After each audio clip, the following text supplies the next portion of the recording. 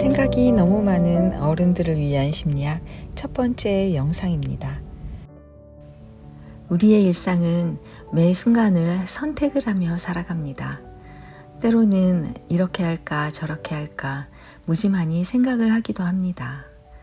그리고 올바르고 신중하게 생각하고 행동하기 위해 많이 배우고 나를 만들어가며 열심히 살아갑니다.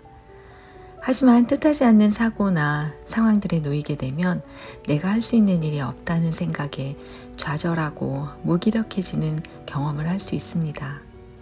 작가는 열심히 살아온 30대를 뒤로하고 42에 파킨슨병을 진단받습니다. 그러나 다시 일어나 자기를 변화시킬 의욕을 찾고 내가 할 수 있는 일들을 찾아 나섭니다. 결국 파킨슨병은 작가에게 더 소중한 깨달음을 주었습니다. 그녀는 바꿀 수 없는 것에 매달려 시간과 인생을 낭비하지 말라고 조언하고 있습니다. 그렇습니다. 작가처럼 그렇게 마음을 회복하기는 무지 어렵습니다. 하지만 여러분, 생각해 보십시오. 할 수 없는 것을 생각하고만 있는다면 그나마 나에게 있는 작은 희망마저 물거품이 되어버릴 것입니다.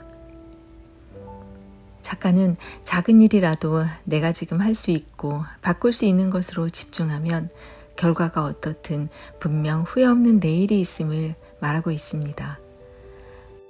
사실 알고 보면 모양과 색상만 다를 뿐이지 나만 이렇게 사는 것은 아닙니다. 다른 모습으로 모두 힘들게 살고 있다는 것을 기억하고 작가님의 글로 위로가 되시길 바랍니다. 댓글로 같이 공감을 나누면 조금은 내 짐이 가벼워질 것 같습니다. 그럼 책 속으로 들어가 보겠습니다.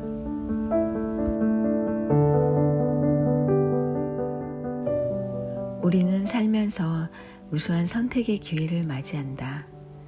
그리고 그것이 인생을 결정하는 중요한 선택일수록 신중해지기 마련이다. 그런데 문제는 생각을 많이 할수록 생각의 함정에 빠지게 된다는 데 있다. 불필요한 감정 소모는 싫고 쓸데없는 시간 낭비도 싫은데 한번 시작된 부정적인 생각들은 멈출 줄도 모른다.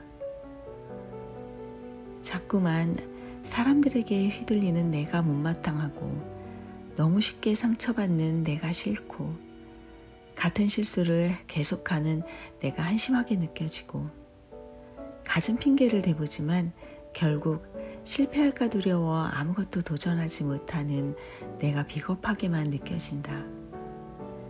부정적인 생각의 늪에 빠져버린 사람들은 결국 나는 도대체 왜 이 모양인 걸까 하며 스스로를 비하하고 과도하게 자기 비난을 하게 된다.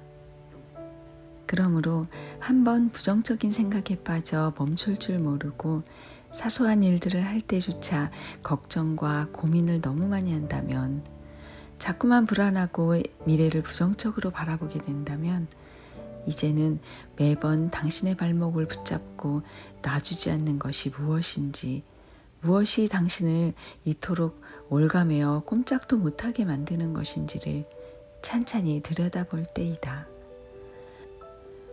부정적인 생각을 하게 되는 근본 원인을 찾아 그것을 해결해야만 생각의 함정에 빠지지 않을 수 있고 좀 더 후회 없는 인생을 만들어갈 수 있기 때문이다. 당신의 발목을 붙잡고 있는 것은 무엇인가?